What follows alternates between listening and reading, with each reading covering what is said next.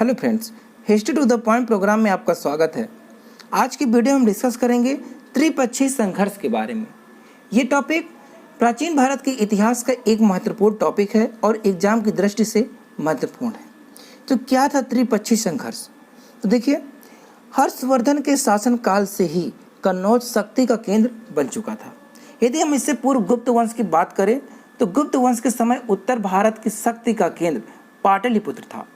लेकिन जैसे ही कन्नौज को हर्षवर्धन ने अपनी राजधानी बनाया तो कन्नौज उत्तर भारत की शक्ति का केंद्र बन गया।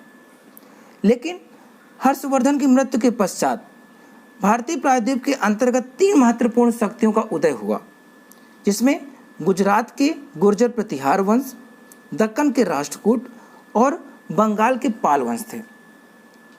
कन्नौज पर आधिपत्य को लेकर लगभग 200 वर्षों तक इन तीनों महाशक्तियों के बीच होने वाले संघर्ष को ही त्रिपक्षीय संघर्ष कहा गया। त्रिपक्षीय संघर्ष के समय कन्नौज पर किसका शासन था? तो उस समय आयुध वंश के इंद्रायुध जो है कन्नौज पर शासन कर रहे थे। कन्नौज पर आक्रमण का कारण क्या था? तो कन्नौज गंगा और यमुना नदी के बीच स्थित एक उपजाऊ क्षेत्र था तथा उत्तर भारत की शक्ति का केंद्र था, जो राजनीतिक महत्वाकांक्षाओं से परिपूर्ण था। इसलिए कन्नौज युद्ध का कारण बना। आप यहाँ लोकेशन देख सकते हैं। यहाँ पर एक गुजरात के क्षेत्र में है गुर्जर प्रतिहार वंश, यहाँ बिहार और बंगाल के क्षेत्र में था पाल वंश और दक्षिण में था राष्ट्रकूट वंश, और ये है आपका कन्नौज। तो कन्नौज पर आधिपत्य को लेकर ये तीनों महाशक्तियाँ जो है कन्नौज की ओर बढ़ी। सर्वप्रथम प्रतिहार वंश के शासक वत्सराज ने कन्नौज पर आक्रमण किया।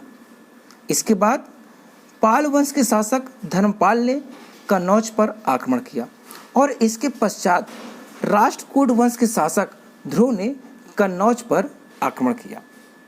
संघर्ष के प्रथम चरण में प्रतिहार नरेश वत्सराज, पाल नरेश धर्मपाल एवं राष्ट्रकूट नरेश ध्रुव में संघर्ष हुआ।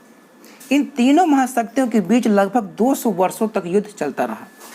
कभी पाल वंश के शासकों ने कन्नौज पर शासन किया, तो कभी राष्ट्रकूट वंश के शासकों ने, तो कभी प्रतिहार वंश के शासकों ने कन्नौज पर आक्रमण किए या फिर शासन किए।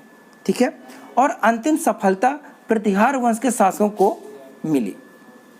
वीडियो अच्छा लगा हो तो चैनल को सब्सक्राइब करना ना भूलें। Thanks for watching.